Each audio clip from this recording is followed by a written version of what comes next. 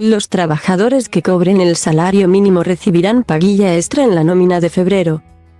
El gobierno tiene previsto aprobar en el Consejo de Ministros de este martes la revalorización del salario mínimo interprofesional, SMI, para subirlo de los actuales 1,000 euros a 1,080 euros brutos, en 14 pagas.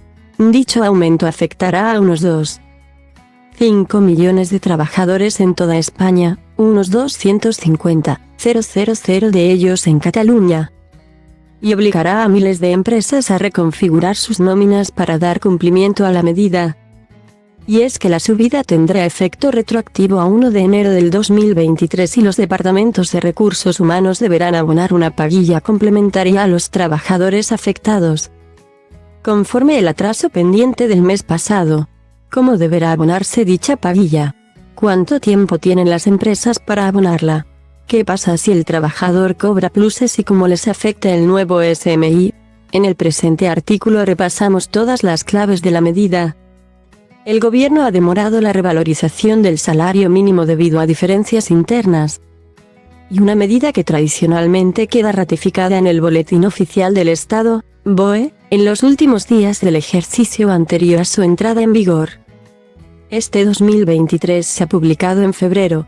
El Real Decreto redactado desde el Ejecutivo contempla la aplicación de la nueva cuantía de 1,080 euros, con efecto retroactivo desde el 1 de enero, lo que significa que los trabajadores deberían haber estado cobrando ese mínimo de 1,080 euros ya en la nómina del mes pasado. Y como el mes pasado las compañías no sabían todavía cuál sería el salario mínimo de este año, tienen ahora la obligación de pagar un mes de atraso. Hay dos fórmulas posibles. Por un lado, la empresa puede pagar una nómina ordinaria al trabajador con la nueva cuantía y luego pagar una segunda aparte, que incluya un pago único de hasta 80 euros. La cuantía concreta será la que separe el actual salario de la cifra de 1,080 euros. Y otra opción que en años anteriores han adoptado las corporaciones es la de incluir un plus único en la nómina de febrero que desglose específicamente el pago de atrasos. Esta paguilla será única y no repetible, en tanto que solo se ha dejado de pagar un mes. En 2020 la subida del salario mínimo también se aprobó con efecto retroactivo y también la recogió el BOE en el mes de febrero, ya que entonces sí hubo acuerdo entre el gobierno, la patronal y los sindicatos y las negociaciones se alargaron. En el Real Decreto que dio forma a dicho consenso no se recogió de manera explícita cuando las empresas debían abonar el importe retroactivo de enero. La interpretación que por aquel entonces dieron los sindicatos es que el pago pendiente debía materializarse en la nómina de febrero, ya que las gestorías o departamentos de recursos humanos tenían margen suficiente para incorporarlo este año, en tanto que la aprobación tendrá validez legal a fecha 14 de febrero. Las empresas siguen teniendo margen para incluir dicho pago en la nómina de febrero. Es práctica habitual cerrar nóminas a partir del día 15, aunque especialmente suelen pasarse sobre el día 20 para cerciorarse que el último día laborable de cada mes llegan al trabajador. En caso de que una empresa no materialice ni la subida salarial, ni el pago del atraso de enero, el trabajador puede ir a los juzgados para cursar una reclamación de cantidades, como paso previo a una potencial demanda, si su empleador se negara a ello. Sí, el Tribunal Supremo ha ido asentando doctrina durante los últimos años sobre este tema. Coincidiendo que el SMI ha crecido sustancialmente, el salario mínimo marca el ingreso mínimo que un trabajador debe percibir.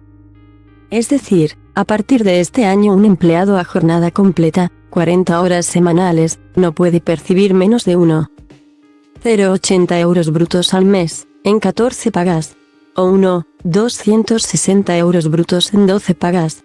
Es ilegal que perciba menos, aunque su convenio colectivo de aplicación así lo estipule, en caso de estar desfasado.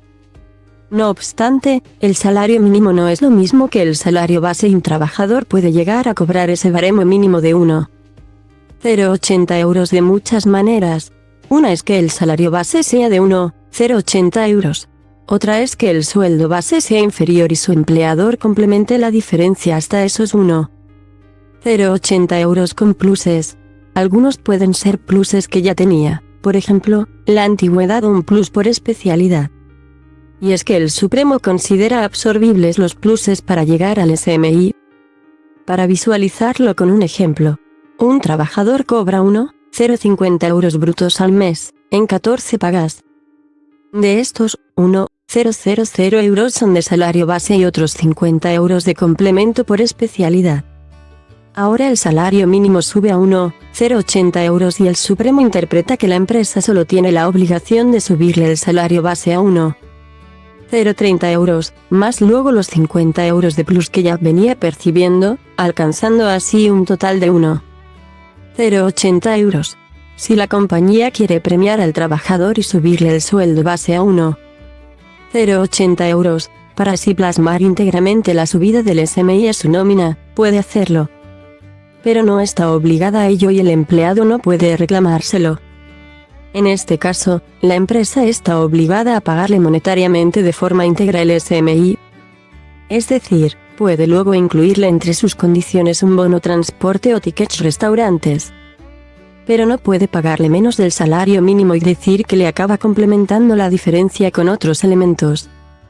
La nómina que le llegue en líquido deberá ser la cuantía que estipula el SMI y luego la empresa deberá sumarle los bonos en especies que ya tuvieran pactados. Pero los segundos no pueden sustituir parcialmente al segundo.